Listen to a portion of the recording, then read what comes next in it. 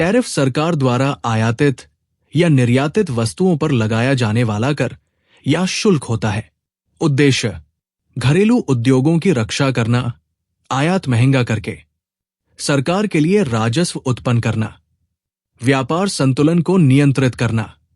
उदाहरण: यदि भारत आयातित इस्पात पर 20% टैरिफ लगाता है तो दूसरे देश से आने वाला इस्पात भारतीय इस्पात की तुलना में अधिक महंगा हो जाता है। भारत में टैरिफ संरचना।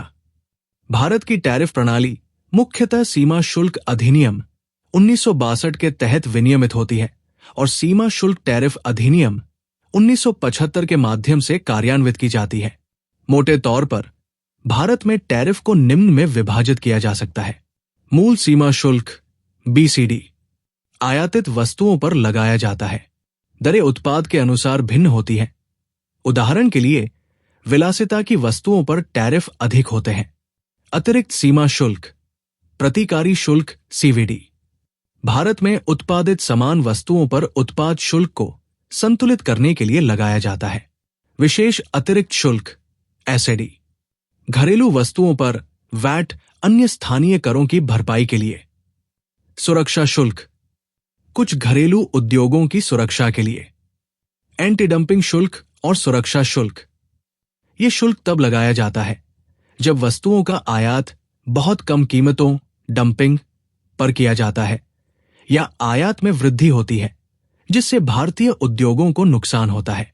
आयात पर IGST एकीकृत GST व्यवस्था के तहत कई मामलों में CVD और SAD का स्थान लेता है। भारत की टैरिफ दरें। कई देशों की तुलना में भारत को अक्सर टैरिफ भारी अर्थव्यवस्था कहा जाता है। औसत लागू MFN सर्वाधिक पसंदीदा राष्ट्र टैरिफ लगभग 17%। प्रमुख अर्थव्यवस्थाओं में सबसे अधिक में से एक। कृषि वस्तुएं उच्च टैरिफ किसानों की सुरक्षा के लिए। निर्मित वस्तुएं मध्यम टैरिफ आवश्यक इनपुट कच्चा माल मेक इन इंडिया को समर्थन देने के लिए कम टैरिफ। भारत में संरचना मूल सीमा शुल्क IGST और विशेष सुरक्षात्मक शुल्कों का मिश्रण जिसमें कृषि विलासिता की वस्तुओं पर उच्च टैरिफ और कच्चे माल एवं औद्योगिक इनपुट पर कम टैरिफ है। अमेरिका भारत टैरिफ वृद्धि अगस्त से सितंबर 2025। राष्ट्रपति ट्रंप के नेतृत्व में अमेरिका ने व्यापार संबंधों को पुनर्संतुलित करने के उद्देश्य से 7 अगस्त 2025 से भारतीय निर्यात पर 25% पारस्परिक टैरिफ लगाया। भारत द्वारा रूसी तेल के निरंतर आयात का हवाला देते हुए 27 अगस्त से प्रभावी होने वाले अतिरिक्त 25% जुर्माने की घोषणा की गई जिससे कई भारतीय वस्तुओं पर कुल टैरिफ 50% तक पहुंच गया।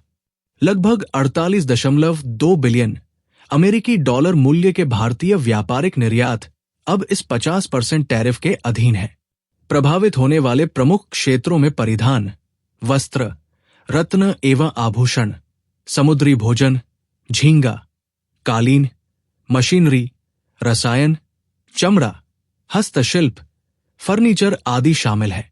फार्मास्यूटिकल्स, इलेक्ट्रॉनिक्स, स्मार्टफोन सहित और पेट्रोलियम उत्पादों को टैरिफ से छूट दी गई है।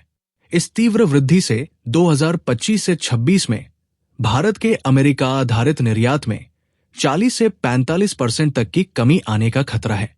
प्रतिक्रिया स्वरूप भारत सरकार ने घरेलू मांग को बढ़ावा देने और प्रभावित निर्यातकों को राहत देने के उद्देश्य से GST और कर कटौती और राहत पैकेज पेश किए।